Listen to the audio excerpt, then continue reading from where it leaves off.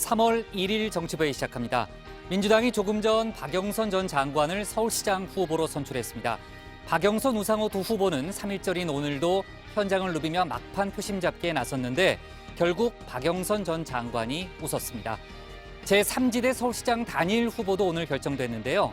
국민의당 안철수 대표가 금태섭 전 의원을 눌렀습니다.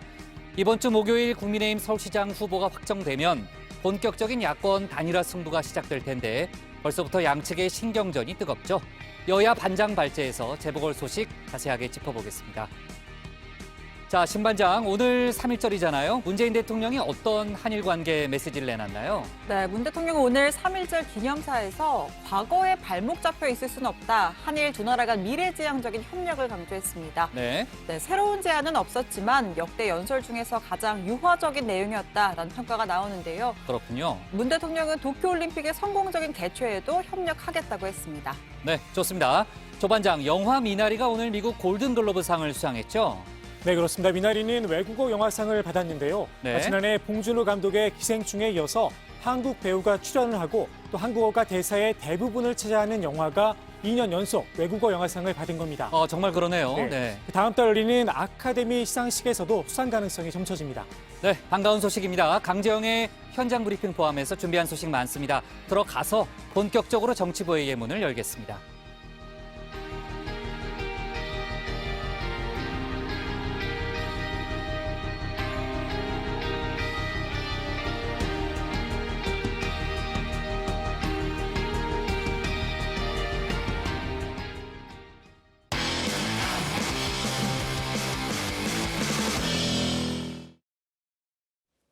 네, 오늘 공휴일인데 재보궐 관련 속보가 참 많아요. 그렇죠?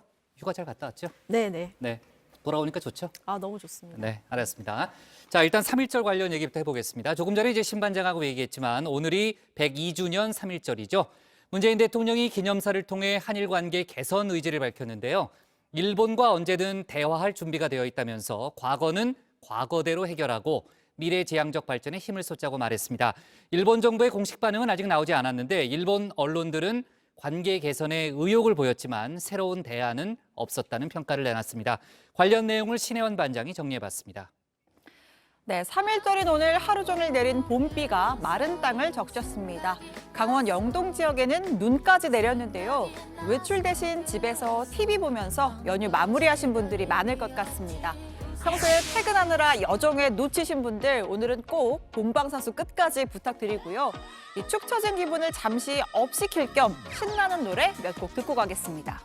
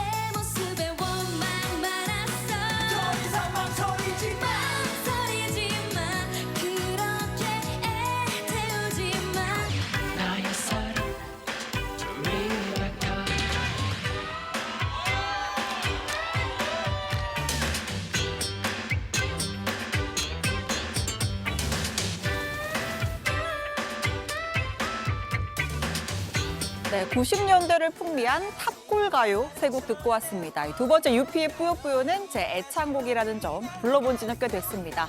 자, 갑자기 웬 탑골 가요냐? 언제부턴가 한 시대를 풍미했던 추억 앞에 이 탑골이라는 단어가 붙기 시작했습니다. 장기나 바둑 한 판 두면서 담소를 나누는 어르신들의 집합소 탑골공원에서 유래된 표현이죠. 자, 역설적으로 이 탑골공원은 고종 34년 영국인에 의해 설계된 서울 최초의 근대식 도심 공원이었습니다. 수많은 젊은이들이 찾는 그 시대의 핫플레이스였던 거죠. 자, 공원 서쪽 부지에는 군악대 건물도 있었다고 합니다. 또 이 탑골공원, 민족의 가장 위대한 정신이 피어난 곳이기도 합니다. 1919년 3월 1일을 기해 일어난 전국적인 독립 만세 운동이 바로 이 탑골공원에서 시작됐습니다. 3.1운동 기념탑과 벽화가 남아있는 3.1운동의 성지라고나 할까요?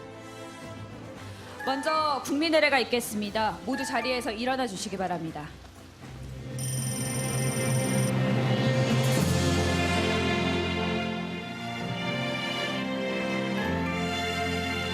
국기에 대한 경례. 나는 자랑스러운 태극기 앞에 자유롭고 정의로운 대한민국의 무궁한 영광을 위하여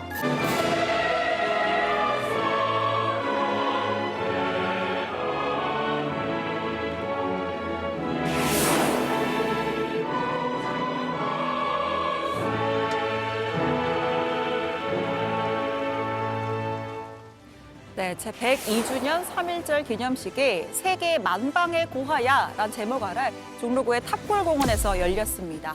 독립선언서를 우리말과 영어, 일본어, 중국어, 러시아어로 차례로 낭독하는 시간을 가졌고요. 문재인 대통령은 275명의 독립유공자에게 포상을 수여했습니다.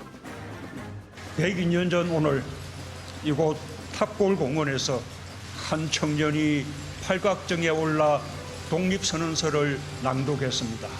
세계 최대의 비폭력운동, 3.1 독립운동이 시작되는 순간이었습니다. 역경을 헤쳐나가며 대한민국 역사의 반전을 이룬 자랑스러운 선조들께 깊은 존경을 바칩니다. 대신 일본을 향해선 역대 가장 높은 수위의 화해 메시지를 건넸습니다. 우리 정부는 언제든 대화할 준비가 되어 있다. 미래지향적인 발전에 힘을 쏟아야 한다라고 강조했습니다. 일본군 위안부 피해자 및 강제징용 대상 문제가 맞물려 이어진 한일 간 병색 국면을 그대로 둘 수는 없다는 의지를 드러낸 겁니다. 과거에 발목 잡혀 있을 수는 없습니다.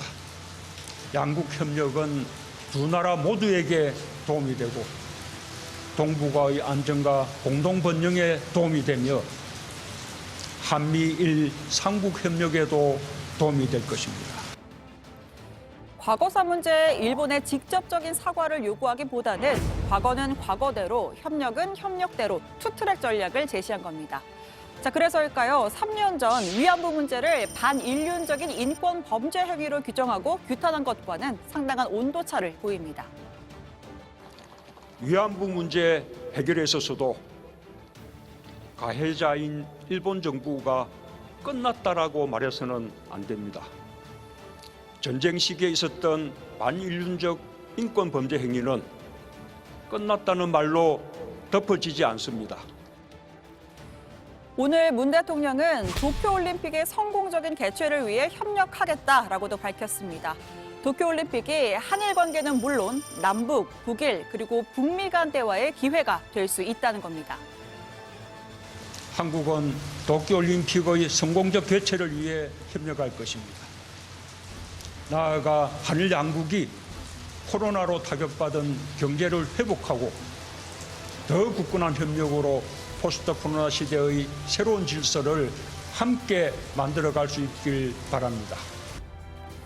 일본 언론들은 문 대통령의 발언을 앞다퉈 속보로 전했는데요. 관계 개선 의지를 피력했지만 구체적이거나 새로운 제안은 없었다라고 평가절하했습니다. 위안부 및 일제 징용 노동자에 대해서도 명확한 메시지가 없는 연설 또는 양국 현안을 외교적으로 풀자는 종전의 입장만 반복했다. 또 도쿄올림픽을 언급한 건 한미일의 협력을 중시하는 미국 바이든 행정부를 고려해 일본 측의 협력을 얻고자 함이다라고 풀이했습니다. 글쎄요, 예상된 반응이긴 합니다만 그래서 일본은 지금과 같은 상황을 쭉 이어나가고 싶다는 뜻인지 되묻고도 싶습니다. 청와대 관계자는 아직까지 일본의 호응이 없는 상황에서 우리가 또 다른 제안을 할 수는 없다라며 한국 정부는 한일 관계의 중요성을 누구보다 잘 알기에 복원을 언급한 것이다라고 설명했습니다. 특히 미국 바이든 행정부가 한일 관계 회복을 압박하는 상황에서 공을 일본에게 돌리려는 전략적인 포석도 깔려 있습니다. 자, 코로나 이야기도 해보겠습니다. 코로나 백신 접종 나흘째입니다. 어제까지 모두 2만 1,000여 명이 접종을 받았고요. 3일절인 오늘은 보건소 대신 번역접종센터를 중심으로 화이자 백신 접종이 이루어지고 있습니다. 방역당국은 코로나 전담이 이뤄진 5만 5천여 명에 대한 화이자 백신 1차 접종을 이달 20일까지 마무리한다는 계획입니다. 기분은 평소랑 다를 건 없고요. 지난 1년간도 계속 코로나 환자를 중환자 간호를 맡아왔었는데 이제 맞고 나서도 더 든든하달까? 든든한 마음으로 코로나 종식되는 날까지 최선을 다해서 중환자 간호하겠습니다. 정부는 오늘 9월까지 전 국민 70%를 대상으로 1차 접종을 마치고 11월까지는 집단 면역을 형성한다는 계획을 세워놨습니다. 아직은 접종률이 미미하지만 이달부터 아스트라제네카와 화이자 접종자 각각 200명씩을 추려서 항체 형성 수준을 추적 관찰하기로 했습니다. 흔히 아스트라제네카의 예방률은 70%, 화이자가 95%라고 하면 접종자 100명 중에 70명, 또 95명이 항체를 갖게 된다는 의미죠. 이 숫자를 실제로 달성하는지 여부를 확인하겠다는 겁니다. 현재까지 백신 접종 이상 반응 신고 건수는 152건입니다. 증상은 38도 이상의 발열이 76%, 근육통이 25%, 그다음이 두통과 메스꺼움, 오한순입니다. 모두 경증 사례였고요. 중증 이상의 반응은 다행히도 확인되지 않았습니다. 오늘 청와대 발제 이렇게 정리하겠습니다. 문 대통령, 과거에 발목 잡힐 수 없어 일본과 언제든 대화입니다. 네, 신반장이 고른 그 탑골 가요 세 곡, 저도 참 많이 불렀던 노래들인데 생각보다는 세대차가 많이 나지 않는 것 같아요.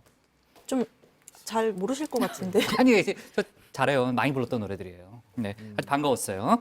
자, 오늘 이제 3.1절 기념식이 탑골공원에서 열렸습니다. 그렇기 때문에 이따 아까 이제 신반장이 이제 탑골 가요로 이야기를 끌고 갔는데 문재인 대통령이 오늘 기념사에서 한일 관계 개선 의지를 거듭 피력했고요. 신반장이 설명했지만 역대 이제 한일 관계 관련한 메시지 중에서는 가장 유화적인 내용이었다라는 평가가 좀 나오고 있습니다. 결국은 투트랙으로 가자는 점을 분명히 한 거죠, 박 반장. 과거는 과거대로 미래의 협력은 협력대로 해나가자는 건데요.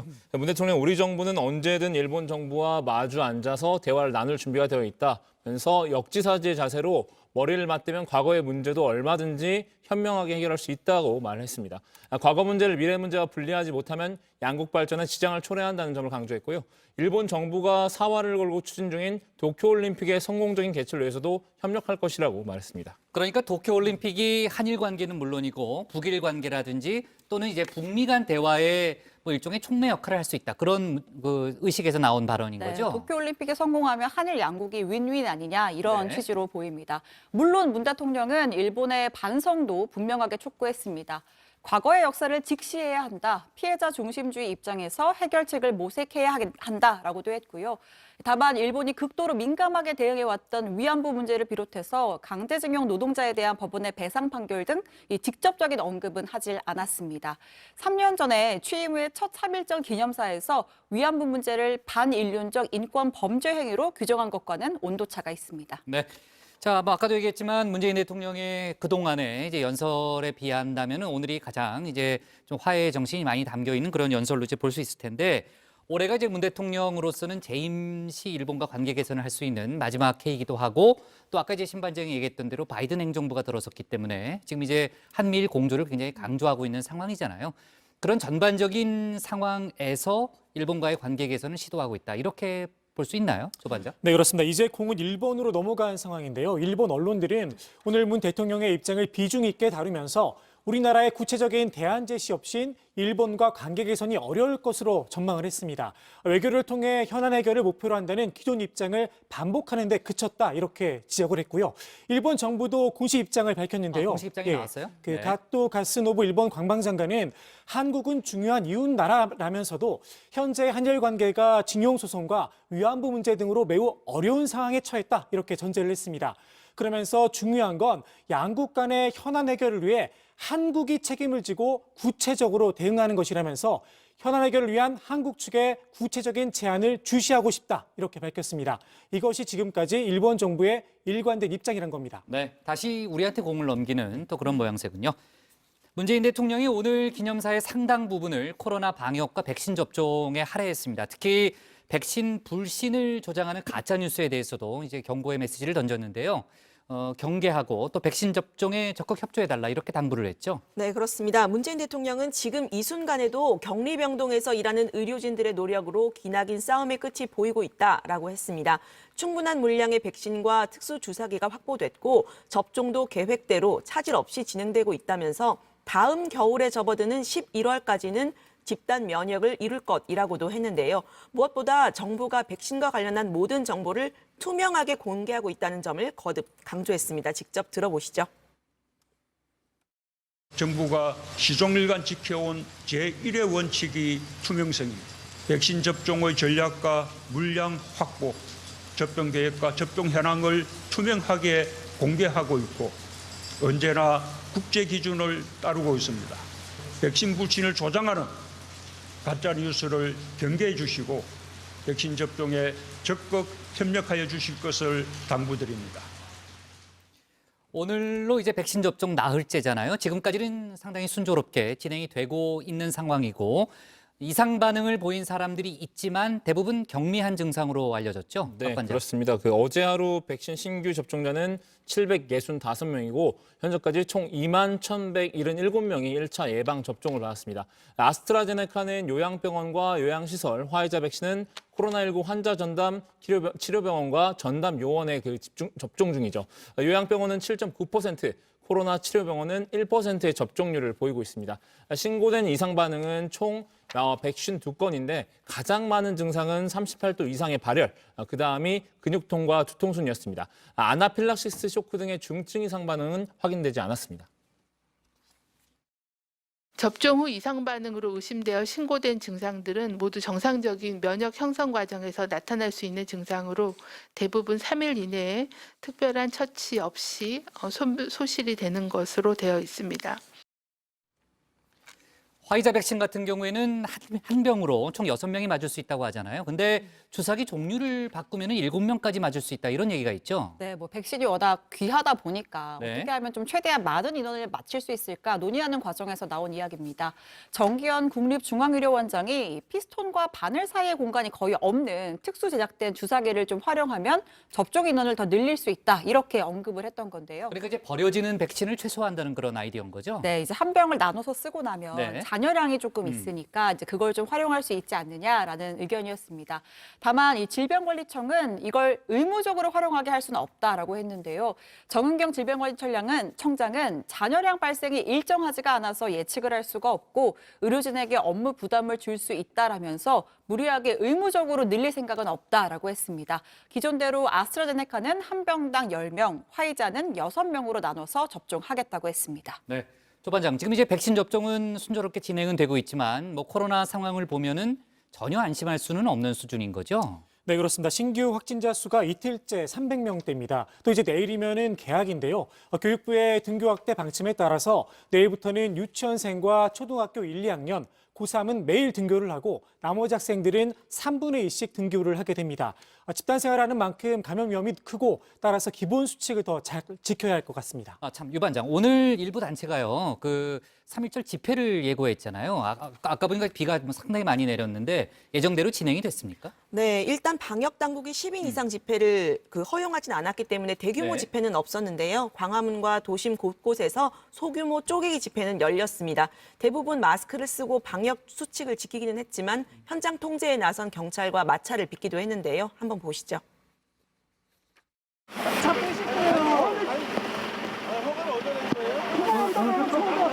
집행원을 바꿔하는데 왜 그러냐고. 정당한 집행 허가를 바꿔하는데 무슨 소리 하고 있는 거야 지금. 차 빼세요 빨리. 차 빼세요. 차 빼세요. 통장장 통화하라고. 가면서 통화하시는지. 여기 지금 저거 안 하는데 왜 그러냐고. 네, 저희 팀에도 반장들은 참 많은데 황 반장은 누군지 모르겠네요. 조금 전에 황 반장이라고 그랬죠? 네. 자, 사랑제일교회 전광훈 씨 모습도 오늘 등장을 했습니까? 어떻습니까? 네, 문재인 체포 국민특검단이란 단체를 이끌고 있는데요. 오늘 기자회견을 열고 문재인 대통령을 즉각 파면하고 체포, 구금해야 한다 이렇게 주장을 했습니다. 진보 단체들도 집회에 나섰는데요. 한국노총과 민주노총 등 양대 노총, 정의기억연대 등 시민사회 단체들이 용산역 광장 강제징용 노동자상 앞에서 기자회견을 열고 일본의 강제동원 사죄와 배상을 촉구했습니다. 네, 그러니까 전광훈 씨는 온라인으로 연설을 한 거죠? 네, 그렇습니다. 그리고 그 단체에 소속된 다른 이제 네. 강현재 변호사라든지 네. 다른 인물들이 청와대 앞에서 또 아. 직접 기자회견을 했고요. 네. 좋습니다. 오늘 청와대 발제 이렇게 정리하겠습니다. 문 대통령 일본과 언제든 대화, 과거에 발목 잡혀선 안 되로 제목을 잡겠습니다. 다음은 유정아 반장의 발제를 들어보겠습니다.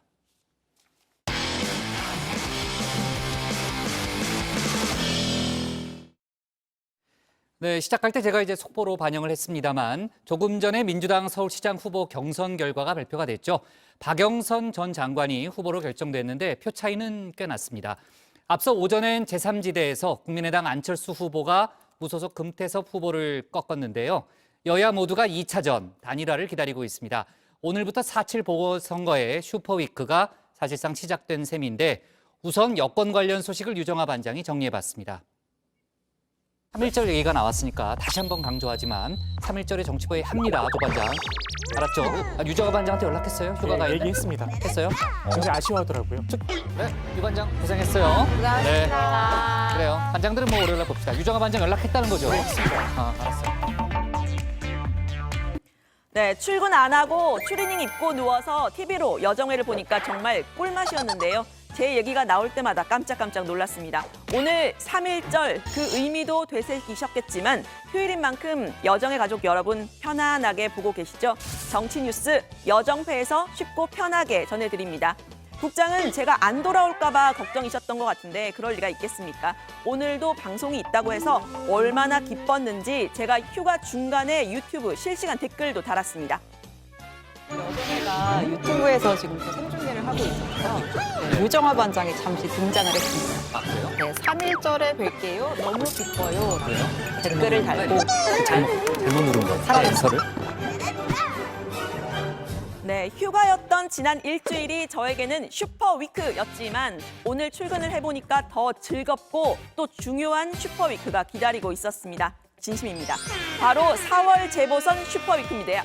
네, 서울과 부산의 시장 보궐선거 대진표가 1차적으로 완성되는 주입니다. 우선 오늘 더불어민주당은 박영선 후보를 서울시장 후보로 결정했습니다. 국민의당 안철수 후보 역시 제3지대 단일화 경선에서 무소속 금태섭 후보를 꺾었고요. 4일에는 국민의힘이 서울과 부산시장 후보 경선 결과를 발표합니다. 6일에는 민주당 부산시장 후보가 정해집니다. 이후에는 여야 모두 2차전 단일화에 나설 예정이죠. 야권 소식은 박준우 반장 발제에서 살펴보고요. 저는 방금 전에 있었던 민주당 서울시장 후보 경선 결과부터 전해드립니다. 서울운동회인데요. 더 많은 콩주머니 오자미를 던져서 먼저 박이 터지는 쪽이 이깁니다. 박영선의 본선 경쟁력이냐, 우상호의 정통 민주당이냐. 승자는 박영선 후보였습니다. 박영선 후보가 69.56%, 또 우상호 후보가 30.44%를 얻었습니다. 투표, 이 콩주머니 던지기는 오늘 오후 4시까지 계속됐는데요. 특히 당비를 내는 권리당원의 경우에는 직접 전화를 걸어서 투표에 참여할 수도 있었는데요. 여론조사에서 줄곧 우위를 점했던 박 후보가 당심에서도 우위를 보인 겁니다. 의좋은 누나 동생 사이를 강조했던 두 사람, 누가 당선되더라도 선거운동을 돕겠다면서 원팀 정신을 강조했습니다.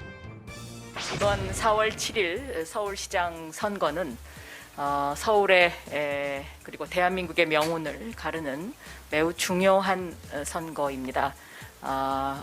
우리 모두가 원팀으로 단결해서 반드시 승리를 이루어내도록 하겠습니다. 두 후보의 경선 제가 매일같이 전해드렸지만요. 사실 재미는 없었습니다. 선거라는 게 좀 치고받고 이렇게 해야 제맛인데 두 후보 모두 상대방에 대한 네거티브는 극도로 자제를 했었죠. 대신 여권 강성 지지층에 어필하기 위해서 서로 경쟁을 했습니다. 박 후보는 문재인 보유국이라면서 친문 마케팅을 폈고 우 후보는 고 박원순 시장을 계승하겠다라고 했었죠. 다만 추격자인 우 후보는 박 후보의 강남 재건축 그리고 수직 정원 공약에 대해서 마지막까지 공격을 했었습니다. 찬성에 있는 저런 비슷한 유사한 건물은 하도 모기가 들끓어서 벌레가 많아가지고 농약을 하도 쳐가지고요. 친환경이 아니고 사실 환경을 망치는 흉물이 되고 있다. 그리고 여기가 모기의 발상지인데요. 이것을 서울하고 비교하는 것은 적당치 않습니다. 그래서 민주당답지 않은 공약이다. 철회해달라 이렇게 부탁을 드렸는데 정치부 회의의 인기 코너 류 반장의 동네 한 바퀴에서는 두 후보를 모두 직접 만나봤었죠. 두 사람 모두에게 공통 질문도 했었습니다. 우상호 삼행시 한번. 네. 우 물이 많이 지쳤어요. 상, 상처가 너무 커요. 호, 호하고 치료해줄 남자. 우, 박영선 삼행시 마지막으로 한번 가겠습니다. 아, 박영선으로 시작을 해야 되는 겁니까? 서울시 뭐 이런 걸로 하는 건 줄 알았습니다. 네, 서울시로 하겠습니다. 아, 그럴까요? 네, 그럼 제가 네. 운을 띄울게요. 서울시장에 가장 최적합한 사람은 누구일까요? 울림이 있는 서울시장 후보는 누구일까요? 시. 바로 시대가 부르는 사람 박영선입니다. 네, 두 사람의 대결 결과가 나온 후의 평가지만 결과는 본인 이름보다는 서울시를 내세운 박 후보의 승리로 끝났습니다. 네, 지난주 리얼미터 여론조사 결과를 보면요. 민주당이 32.9%, 국민의힘이 30.7%였습니다. 서울 역시 민주당이 오차범위 내에서 지지율이 앞서는 걸로 나타났는데요. 전주 대비 민주당은 1.8%포인트 오르고 국민의힘은 3.1%포인트 떨어졌습니다. 역시 선거가 치러지는 부산, 울산, 경남의 경우에는 민주당과 국민의힘 지지율이 모두 올랐지만 국민의힘 지지율이 오차범위 밖에서 더 높았습니다. 자세한 건 중앙선거여론조사심의위원회 홈페이지를 참고해 주시고요. 이번 서울시장 보궐선거의 특징, 첫 번째는 휴일이 아닌 평일에 진행된다는 겁니다. 예년의 추이를 보면 그래서 다른 선거에 비해서 투표율이 낮을 걸로 예상이 되죠. 투표 의사가 있는 적극적 지지층을 누가 더 많이 투표장으로 끌어내느냐가 승리의 관건입니다. 또 하나의 변수는 이건데요. 서울이 늙어가고 있다는 겁니다. 한 언론의 조사에 따르면 지난 10년간 서울시 유권자 중 3040 세대는 61만 명이 감소했고 60대 이상은 77만 명이 늘었다고 합니다. 부동산 가격이 급상승하면서 여권의 주 지지층 3040 세대가 서울 외곽으로 빠져나갔다는 건데 선거 결과는 역시 끝까지 지켜봐야겠죠. 어쨌든 민주당 후보가 결정이 되면서 여권 단일화도 본격화가 됐는데요. 다시 서울운동회로 갑니다. 여권 단일화를 위해 달리기 예선전 출발선에 선 사람은 세 사람입니다. 더불어민주당 박영선, 열린민주당 김진애, 그리고 시대전환 조정훈 후보입니다. 이제 막 출발을 하려고 하는 찰나 김진애 후보가 제동을 걸었습니다. 3자 동시 단일화는 어불성설이라는 겁니다. 대신 박영선 후보에게 1대1 토론을 제안했는데요. 그러니까 2인 3각으로 경기 규칙을 좀 바꾸자는 겁니다. 조정훈 후보는 경기 규칙에 상관없이 정책 경쟁을 우선하자는 입장입니다. 단일화라고 하는 거는 당대당으로 하는 거고 그거는 더불어민주당이 만약 3자 단일화 아니면 못하겠다 그러면 더 이상 협상을 하기도 어려울 거 아니겠습니까? 네, 이 여권 단일화에서도 오늘부터 일주일이 슈퍼위크인데요. 선거가 아직 40여일 가까이 남았는데 왜 그러냐라고 물으실 수 있을 것 같습니다. 첫 번째 이유는 서울시장에 출마하기 위해서는 30일 전 8일까지는 의원직을 사퇴해야 하기 때문인데요. 김 후보와 조 후보 모두 현직 비례대표 국회의원입니다.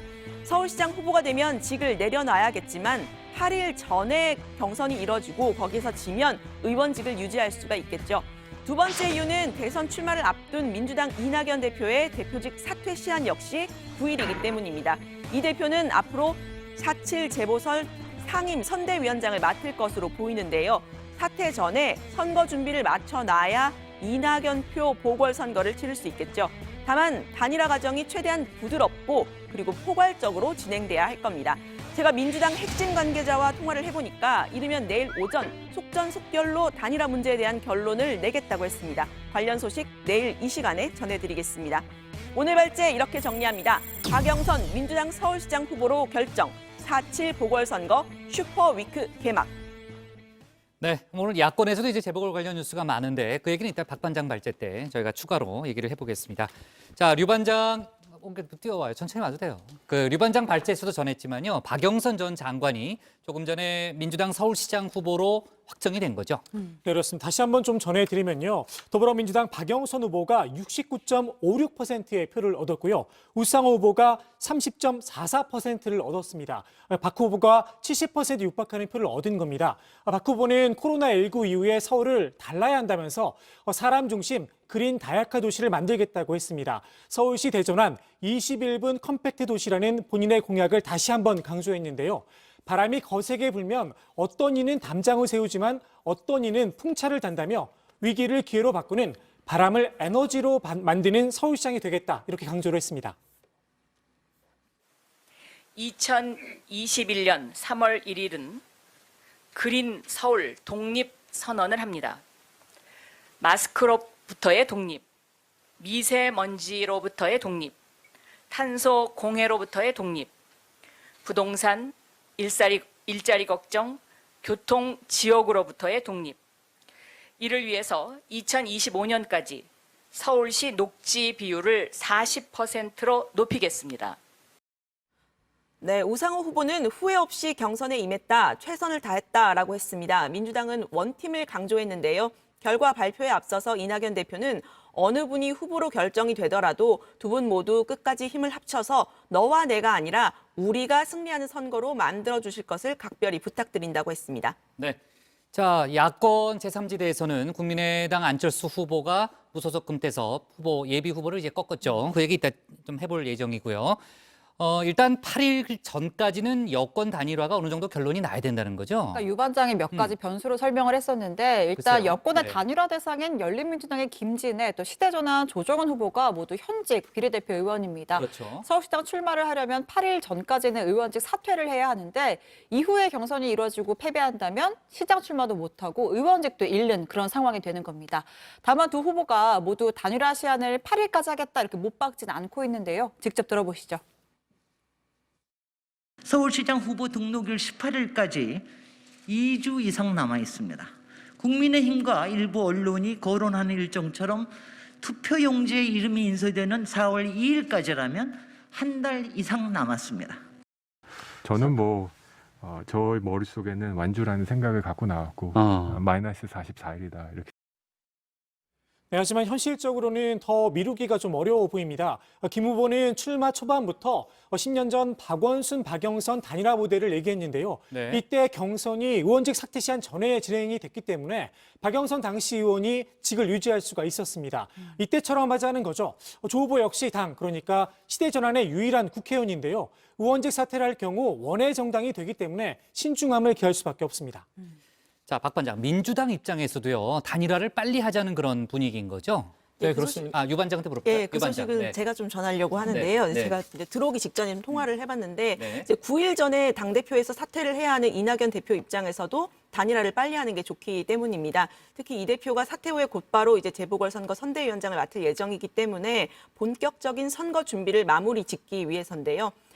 제가 아까 전해드렸지만 김진애 후보는 3자 단일화는 어불성설이다. 민주당이 3자 단일화 고집하면 더 이상 협상이 어렵다라고도 하고 있었는데요. 그래서 제가 회의에 들어오기 전에 전화를 좀 해보니까 네. 이 민주당 핵심 관계자가 김 의원의 의견을 받아들여서 김 후보의 의견을 받아들여서 3자 단일화 경선은 하지 않기로 했다. 그리고 박영선, 김진애, 박영선, 조정훈 이렇게 각각 단일화 협상을 진행하기로 했다고 합니다. 그래요? 네.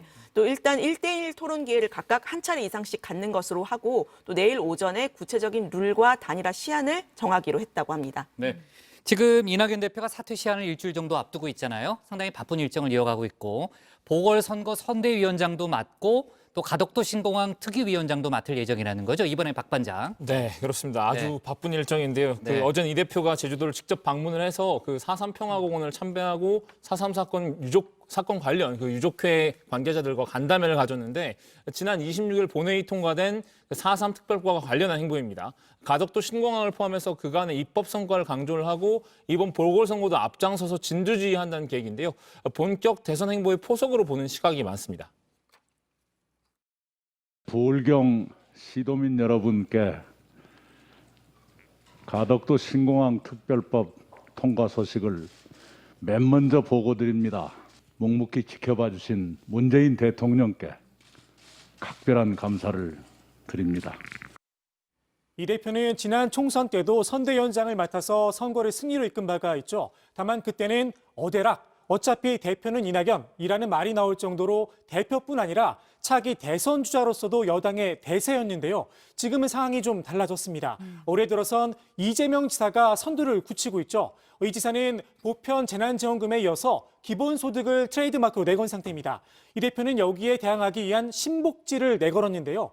2030년을 목표로 8대 부분 복지를 높인다는 구상인데 이 신복지 구상은 지난 청와대 간담회에서 문재인 대통령도 언급한 바가 있습니다.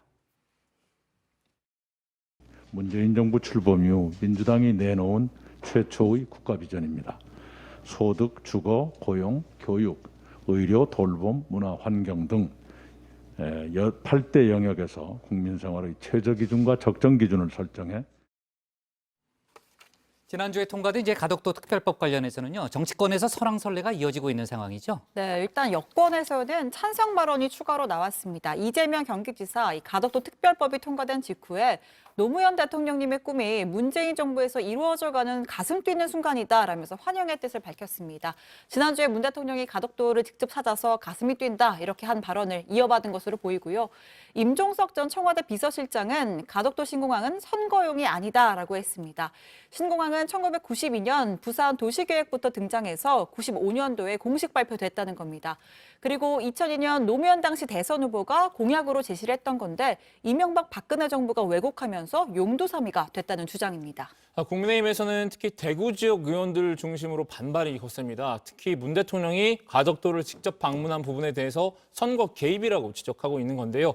주호영 원내대표는 한 언론과의 인터뷰에서 선관위 고발도 검토하고 있다 이렇게 얘기했습니다. 하지만 국민의힘에서도 부산 경남 지역 의원들은 특별법에 찬성표를 던졌죠. 이러한 거대 여야의 합의에 대해 정의당은 반대 의견을 명확히 했습니다. 선거용 매표공항, 입법농단 이런 비판에 이어서 이 가덕도 신공항을 전두환 정부의 평화의 댐, 이명박 정부의 4대강 사업에 비유를 했는데요. 한번 직접 들어보시겠습니다.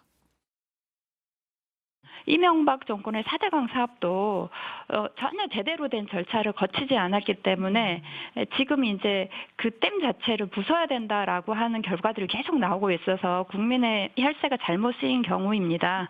그런데 이제 가덕도 신공항도 제대로 된 검토 없이 진행했기 때문에 우려가 크고요. 류 반장, 가덕도 신공항 관련한 여론조사 결과가 오늘 새로 나온 게 있죠? 네, 그렇습니다. 특별법이 국회 본회의를 통과한 데 대한 이 리얼미터 여론조사인데요. 잘못된 일이라는 응답이 53.6%로 과반이 넘었습니다. 잘된 일이라는 응답은 33.9%였는데요. 공항이 생길 부산, 울산, 경남에서도 잘못된 일이라는 응답이 더 높았다고 합니다. 리얼미터 측은 절차적 정당성을 더 생각했어야 한다, 이런 걱정이 담긴 민심을 반영한 것 같다, 이렇게 분석을 했습니다. 네. 자, 좋습니다. 오늘 여권 관련 소식, 재보궐 관련 소식 좀 짚어봤고요. 오늘 발제 이렇게 제목을 잡겠습니다. 박영선 민주당 서울시장 후보로 결정 4.7 보궐선거 슈퍼위크 개막으로 잡겠습니다. 다음은 조익신 반장의 발제를 들어봅니다.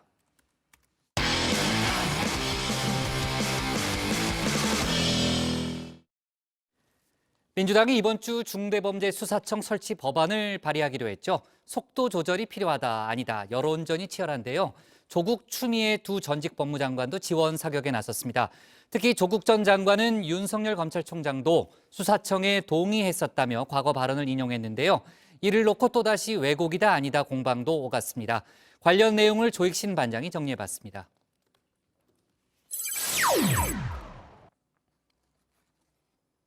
더불어민주당이 강하게 드라이브를 걸고 있는 중대범죄수사청 설치. 조국 전 법무부 장관이 지원 사격에 나섰습니다. 윤석열 검찰총장도 동의했던 사안이라는 건데요. 제가 지난주 발제 때 소개해드렸죠. 윤 총장의 이 발언을 인용했습니다.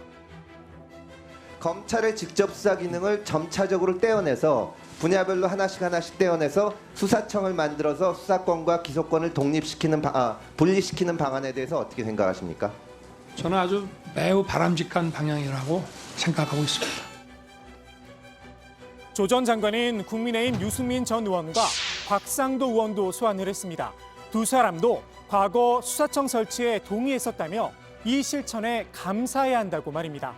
조 전 장관의 이런 지적, 당장 윤 총장의 발언 취지를 왜곡했다는 비판이 나왔습니다. 문재인 정부 초기 대검찰청 검찰개혁위원으로 활동했던 김종민 변호사인데요.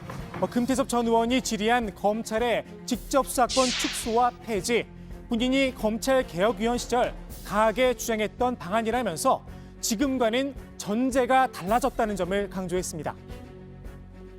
중요한 것은 과거 수사 지휘권이 존재하던 시절보다 훨씬 강화된 실효적인 수사 지휘권을 검찰이 갖고 효과적인 수사 지휘와 사법 통제를 한다는 전제하에서다. 검찰의 수사 지휘권, 검경 수사권 조정으로 현재는 사라졌죠.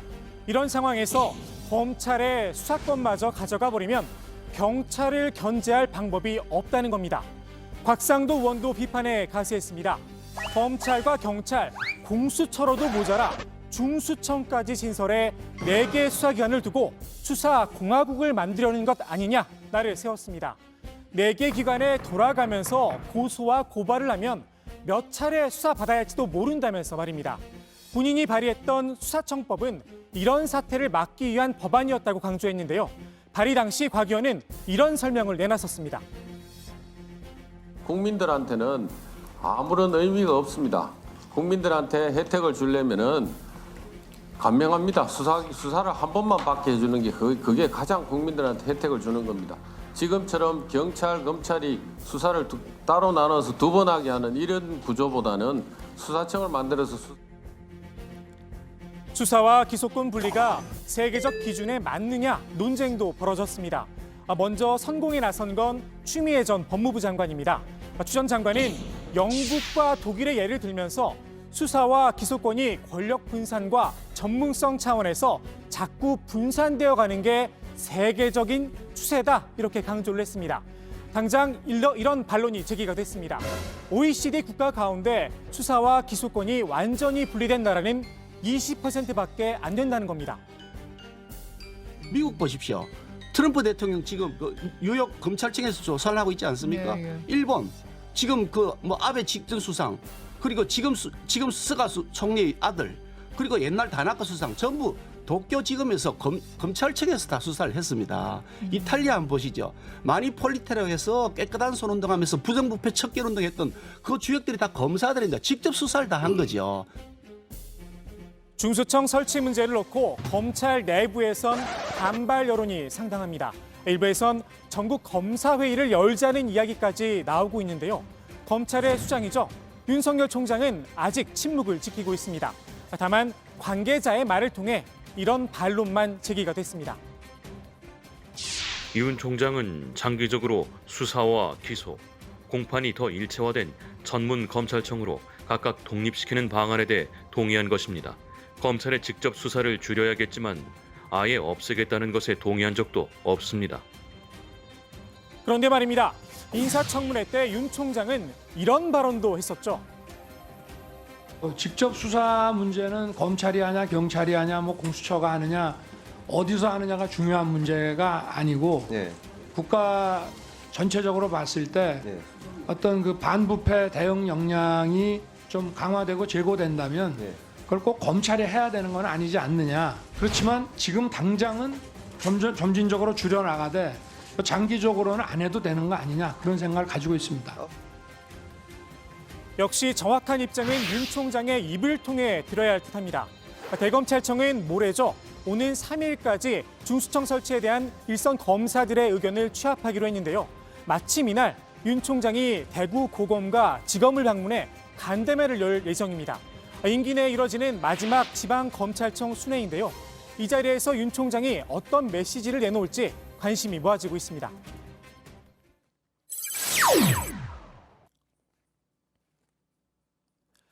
한인 가정의 미국 정착기를 그린 영화 미나리. 아카데미 시상식과 함께 미국의 양대 영화제로 꼽히죠. 골든글로브 시상식에서 최우수 외국어 영화상을 수상했습니다. 지난해 썬댄스 영화제에서 처음 공개된 뒤 벌써 75관왕입니다. 특히 외할머니의 역인 순자 역의 배우 윤여정 씨는 26개의 트로피를 휩쓸어 담았습니다. 막 사람들이 울고 그러더라고. 그래서 왜들 이렇게 우니? 다 그랬더니 선생님만 안 울어요 그러더라고. 근데 사람들이 다 거의 일어나서 스탠딩 오베이션을 하는데 그때 울었어요.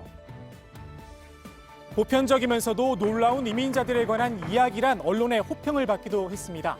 영화 미나리의 힘, 실제로 한국계 미국인이죠.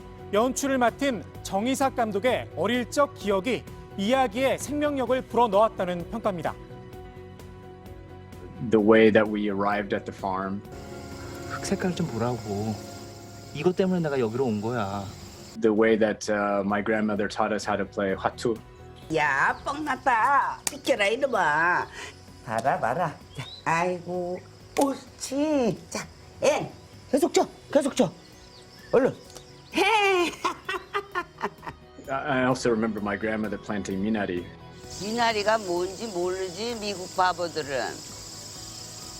그래서 할머니가 한국서 미나리씨 갖고 왔다. 여기에 윤여정 씨가 녹여낸 한국 특유의 정서도 한몫을 했습니다. 한국 할머니들은 바닥에서 자잖아요. 그럼 나는 이 바닥에서 자겠다고 그랬어요. 귀한 손자고 아픈 애기 때문에 할머니가 감히 그 침대에서 같이 자려고 그러지 않을 거예요. 내가 할머니래도. 당초 미나리는 골든글러브 작품상 후보로 거론이 됐었는데요. 대화의 50% 이상이 영어가 아닌 경우 외국어 영화로 분류한다는 규정에 따라 외국어 영화상 후보에 올랐습니다. 한국계 미국인 감독이 연출을 하고 미국 제작사가 돈을 냈는데도 말입니다. 이 때문에 인종차별 논란도 불거졌었는데요. 중국계 영화 감독 롤루왕은 올해 미나리보다 더 미국적인 영화를 본 적이 없다. 영어 구사만으로 미국적인 걸 특징 짓는 구식 규정을 바꿀 필요가 있다고 비판을 했습니다. 뉴욕타임스도 시대에 뒤떨어졌다 날을 세웠습니다. 지난해 영화 기생충으로 골든글러브 외국어 영화상을 수상했었죠. 당시 봉준호 감독은 이런 소감을 밝혔었습니다.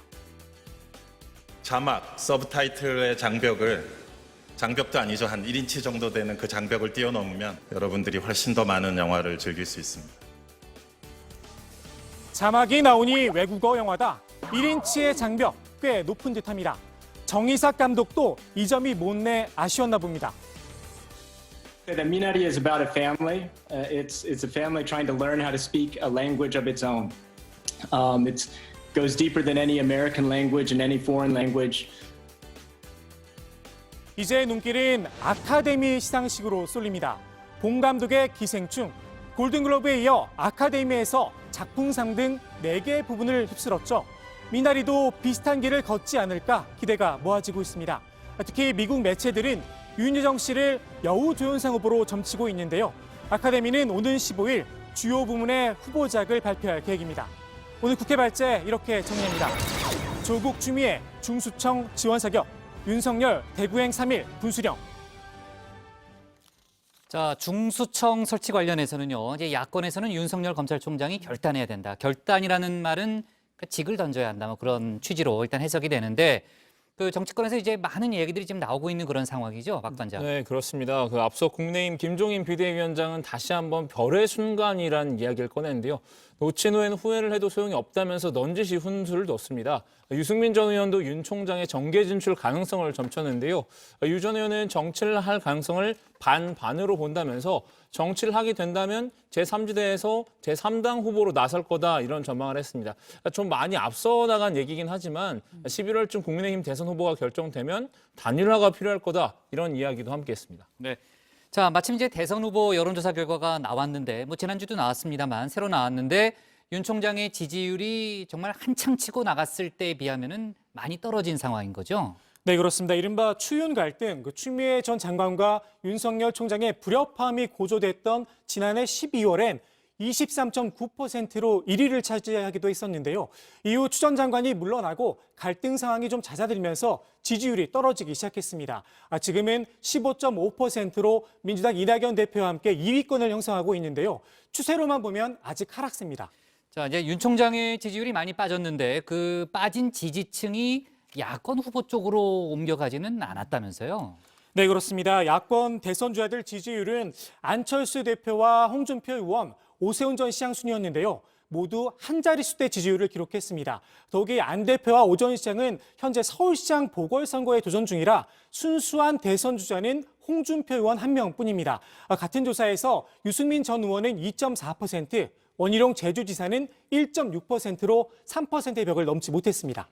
야권 대선 주자들 입장에서는 존재감을 키워야 할 텐데요. 그래서인지 모르겠습니다만은 요즘 이재명 지사 때리기가 한창이죠. 네, 그렇습니다. 이재명 지사가 지금 사실상 여권에서는 독주 체제를 굳혀가는 모습인데요. 야권 대선 주자들이 이 지사를 공격 타깃으로 삼아서 거친 공세를 펼치고 있습니다. 특히 홍준표 의원은 2차례에 걸쳐서 이 지사를 향해 양아치라는 단어를 사용했는데요. 지난 27일에는 양아치 같은 행동으로 주목을 끌고 걸핏하면 남의 당명을 가지고 조롱한다 이렇게 날을 세웠습니다. 책 같지 않은 책 하나 읽어보고 기본소득의 선지자인 양 행세하고 걸핏하면 남의 당명을 가지고 조롱을 한다라고도 했는데요. 어제는 한층 발언이 더 거세졌습니다. 지난 지방선거 당시 형수에게 한 욕, 어느 여배우와의 연애도 양아치 같은 행동이었다라고 주장을 했습니다. 홍 의원은 오늘까지 3일 연속 이 지사에 대한 비판을 이어갔는데요. 기본소득제는 사회주의 체제 아래에서 행해지는 배급제라면서 한국판 차베스가 왜 나쁜 포퓰리즘 정치인인지 알게 될 날이 올 것이라고 목소리를 높였습니다. 이재명 지사도 가만히 있을 것 같지는 않은데 혹시 뭐 반박 입장이나 이런 게 나온 건 없어요? 네, 아직까지는 입장을 따로 내놓은 건 없습니다. 네, 뭐 내일쯤 다시 또 나올 수도 있겠네요. 네, 자 좋습니다. 오늘 그 국회 디베이트는요 이렇게 제목을 잡겠습니다. 조국 추미애 중수청 지원 사격, 윤석열 대구행 3일 분수령으로 제목을 잡겠습니다. 다음은 박준호 반장의 발제를 들어보겠습니다.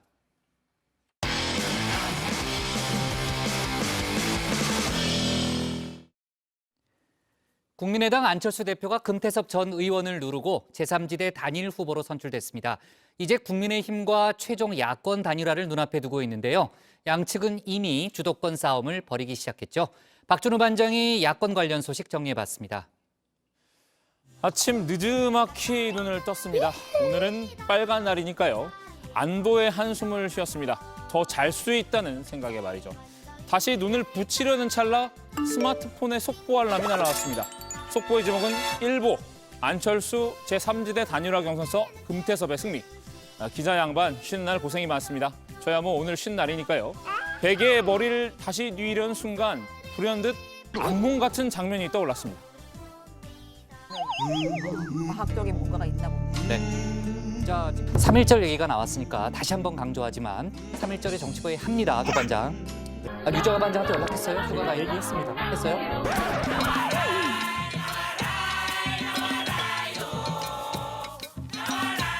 얘기했습니다. 했어요? 굉장히 아쉬워하더라고요. 특기가 취재잖아요. 산해 취재를 좀 해보니까 3.1절에 저희 쉴 수도 있었는데 국장이 또 무조건 회의를 해야 한다. 이런 식으로 이렇게 주장을 하셨다고 취재를 하는데 잘못했네요. 네, 알았어요. 네, 끝나고 끝나니까 아닙니다. 끝나고 다시 얘기할게요. 좀 오버한 것 같은데. 지금 마지막에 말 더듬는 거 보셨나요? 오버한 것 같은데? 오보가 오버한 아니었습니다. 것 같은데? 우리 국장이 이런 분입니다. 같이 일할 수 있어서 너무 행복합니다.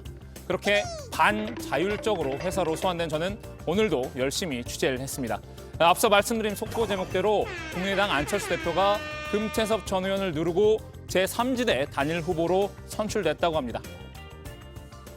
지난 27일 100% 국민 여론조사 경선 결과 안철수 후보가 범야권 제3지대 단일화 경선에서 승리하였습니다.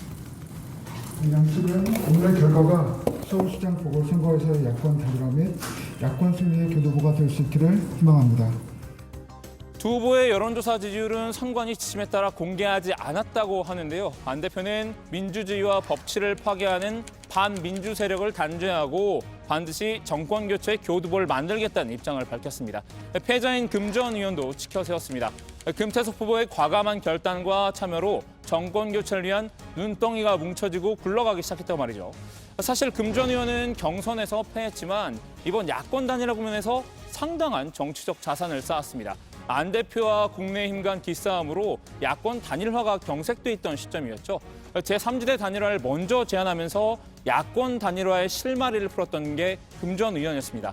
안 대표와의 토론을 통해 인지도도 한층 끌어올렸는데요. 문재인 정부 심판해야 합니다. 단순한 반문연대로는 안 됩니다. 새로운 인물, 이길 수 있는 사람을 내세워야 합니다. 저는 문재인 정부 4년 동안 소신과 원칙을 지켰습니다. 금 전 의원은 경선 결과 발표 직후 안 대표에게 진심으로 축하한다며 좋은 결과가 있기를 기원한다는 짤막한 입장만 남겼습니다. 향후 금 전 의원의 계획이 궁금해서 금태섭 캠프 관계자와 직접 통화해봤는데요. 금 전 의원이 야권 최종 단일화 단계에서 어떤 역할을 할지 물어봤습니다. 오늘 경선 결과가 나온 마당이라 아직 앞으로 일정에 대해 언급하긴 어렵다고 했습니다. 제가 금 전 의원의 역할에 주목한 데는 이유가 있습니다. 하루에 2번, 이른 새벽과 저녁 어스름, 붉은 태양빛과 컴컴한 어둠이 교차하는 시간이 있습니다. 저 멀리 다가오는 희미한 그림자가 나를 해치러 오는 늑대인지 아니면 내가 믿고 의지하는 개인지 분간하기 어려운 순간. 프랑스에서는 사물이 뚜렷하게 보이지 않는 그 순간을 개와 늑대의 시간이라고 부른다고 합니다. 이제 야권 단일화의 시간이 찾아왔습니다. 문득 개와 늑대의 시간이란 말이 떠올랐습니다. 한때 같은 제목의 드라마도 인기를 끌었죠. 야권 단일화는 개와 늑대의 시간을 맞은 것 같습니다. 개인지 늑대인지 분간할 수 없는 혼돈의 시간에 들어선 겁니다. 국민의힘과 국민의당은 벌써 한 치 앞도 내다볼 수 없는 신경전을 벌이기 시작했습니다. 그 역할을 할 수 있는 정당이 어느 정당이냐 하는 것을 생각을 하는 것이지, 예?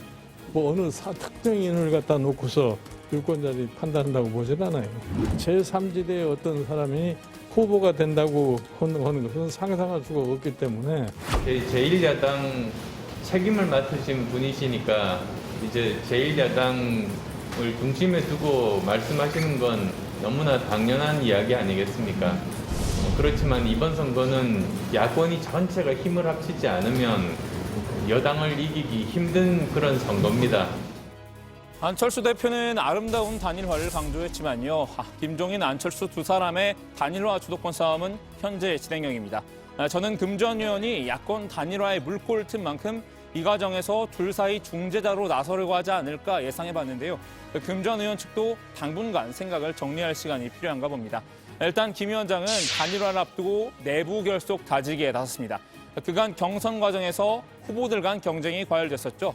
이제는 원팀으로서 팀워크를 강조할 때라고 판단한 듯합니다. 설사 이번에 후보가 되지 않으신 분들이라도 이번에 뽑혀 있는 우리는 후보를 위해서 당의 앞으로 진로를 위해서 모두가 다 현명해서 우리가 선출한 후보가 반드시 당선될 수 있도록 최선의 노력들을 갖다 해주실 거라고 당부를 드립니다. 어제 서울시장 예비후보 간담회에서 김 위원장이 한 말인데요. 가만히 보니 지금 김 위원장과 후보들이 들고 있는 피켓, 왠지 과거 다정회 시절 로고 같은 느낌도 얼핏 듭니다.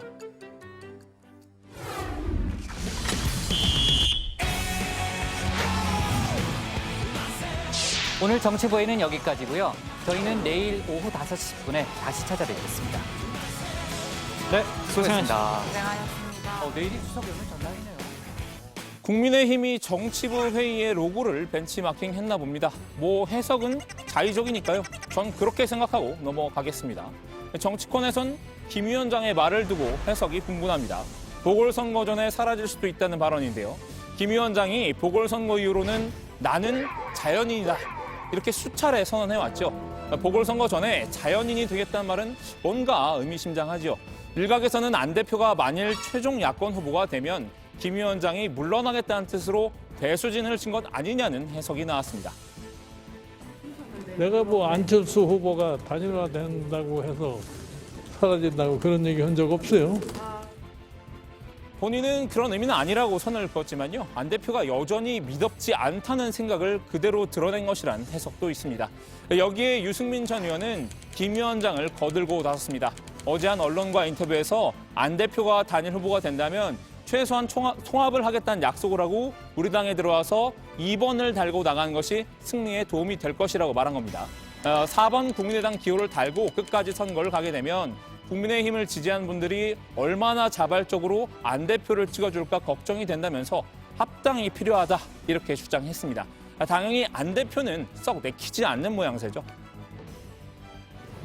우리가 야권 단일화를 하는 이유가 여당 후보와 싸워서 이기기 위한 것 아니겠습니까?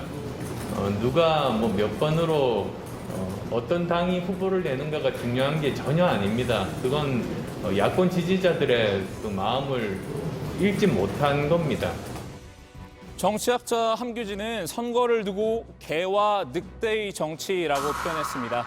선거 전에는 나를 반기로 온 개인 줄 알고 뽑았는데 그 개가 막상 당선되면 선거 이전의 민의를 배신하고 늑대로 변한 경우가 많다는 겁니다. 개와 늑대의 시간을 거치고 있는 야권, 정치공학적 이해타산에 매몰돼 서로 힘겨루기만 하다가 자칫 선거 전부터 유권자들에게 늑대로 찍힐 수도 있습니다. 단일화를 떠나 유권자들에겐 누가 진짜 개인지 분별할 시간도 필요합니다. 오늘 야당 발제 이렇게 정리합니다. 안철수 제3지대 단일화 승리. 이제 최종 야권 단일화의 시간. 네, 안철수 국민의당 대표가 제3지대 단일화에서 승리를 하고 그다음에 이제 김태섭 전 의원과 전화 통화를 직접 했다고 하고요. 아까도 들어봤지만 단일화에 대한 여러 가지 발언을 했습니다. 원만하고 아름다운 단일화 과정이 필수적이다 이런 얘기를 했고, 자 이제 4일 그러니까 이번 주 목요일에 국민의힘 후보가 선출이 되면 이제 본격적인 단일화 협상에 들어가지 않겠습니까? 역시 이제 룰이 중요한데. 이번 협상의 최대 관건을 뭘로 볼 수 있을까요? 기호를 2번으로 하냐 4번이냐 하나도 중요하지만 그에 앞서서 일단 단일화 방식의 문제인데요. 100% 여론조사로 후보를 선출한다는 기본 원칙에는 큰 이견은 없을 것으로 보입니다. 다만 구체적인 여론조사 문항을 둘러싸고 공방을 벌일 전망입니다. 단일화 여론조사 문구가 핵심 쟁점인데요. 후보의 적합도와 경쟁력 가운데 어떤 것을 물을 거냐는 거죠. 예를 들어서 적합도를 묻는다면 서울시장 야권 단일화 후보로 누가 더 적합한가라는 질문이고, 경쟁력을 묻는다면 민주당 박영선 후보에게 맞서서 누가 더 경쟁력이 있는가 이런 문항이 될 겁니다. 네, 컨셉이 다르군요. 네, 국민의힘은 아무래도 야권 단일 후보의 적합도를 묻는 조사 방식을 선호할 것이라는 관측이고요. 군소정당인 국민의당보다는 제1야당 후보가 적합하다라는 답이 나올 것이라고 예상을 하는 겁니다. 또 반면 안 대표 측은 야권 최종 단일화에서도 대여권 경쟁력을 반영한 여론조사 방식이 그대로 적용돼야 한다는 입장을 유지하고 있는데요. 앞서 안 대표는 금전 의원과의 그 제3지대 경선에서도 더불어민주당 후보에 대한 경쟁력을 묻는 100% 모바일 여론조사를 단일화 방식으로 선택을 했었습니다. 경쟁력 여론조사 방식은 여당 후보와의 양자 대결에서 상대적으로 국민의힘 후보들보다 높은 경쟁력을 보이고 있는 안 후보에게 유리할 수 있다는 분석입니다. 네, 국민의힘 서울시장 후보가 이번 주 목요일에 이제 결정이 되죠. 오늘 마지막 토론회가 있었습니다. 오세훈, 나경원 두 후보 간의 예비 후보 간의 신경전이 그동안 뜨거웠는데 오늘은 토론회 분위기가 어땠어요? 네, 저는 원래 그 김종인 비대위원장을 포함해서 지도부가 전부 원팀 기조를 강조를 하길래 어제 그런 분위기였어요. 네, 그래서 지난 토론회에 비해서 조금 유해질 거라고 예상을 했는데 틀렸습니다.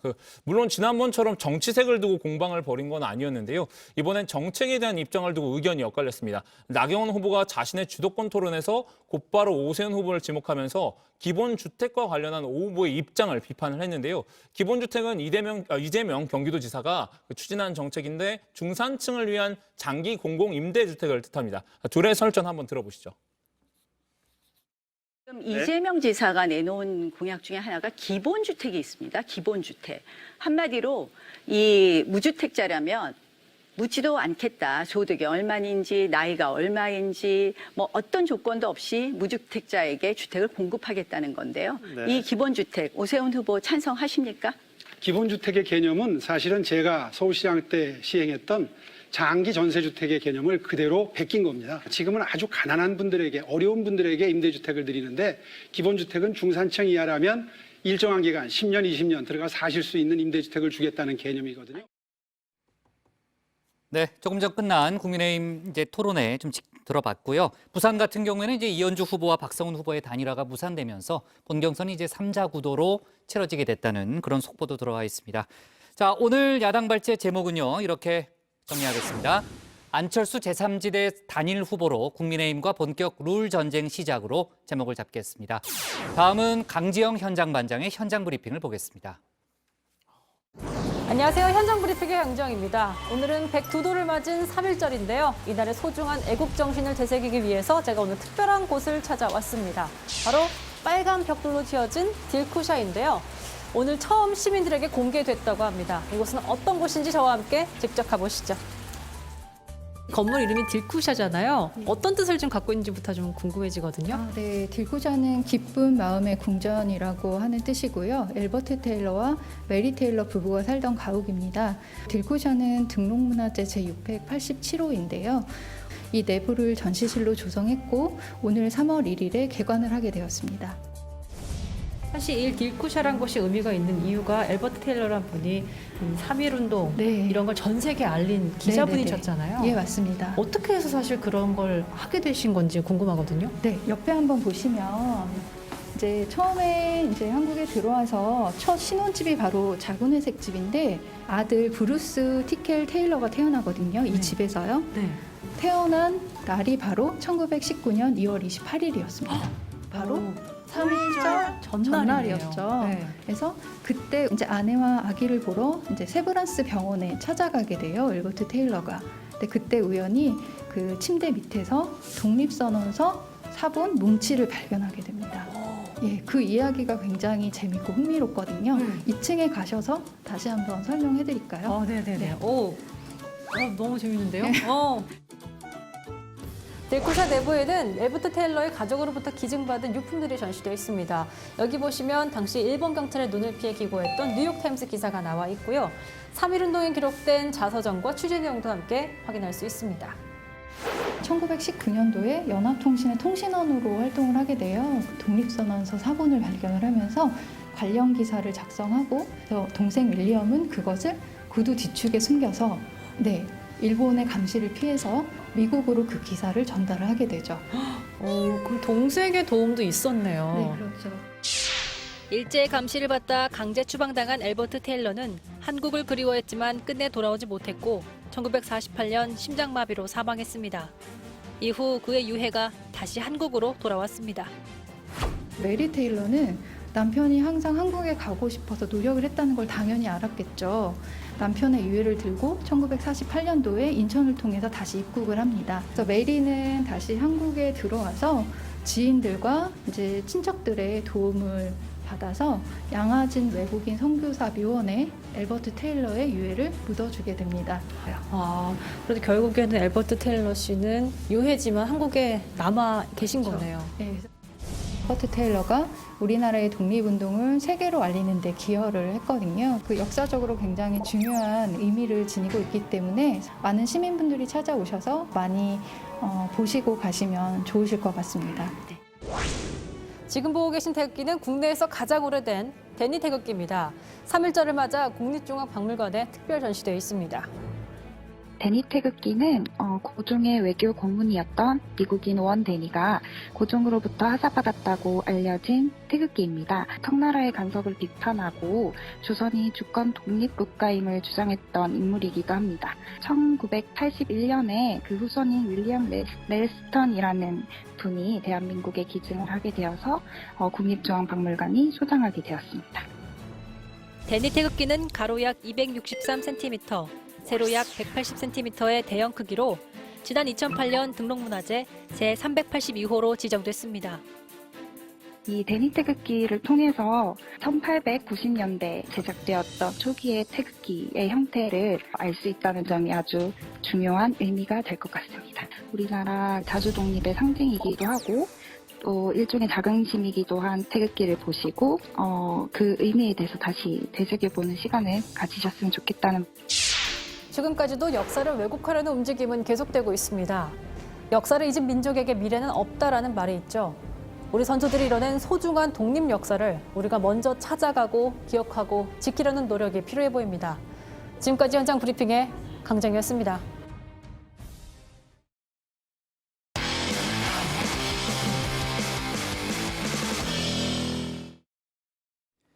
네, 오늘 저희가 밑줄 친 한 줄은요. 정부 친일파 후손 소유 땅 국고 환수 추진입니다.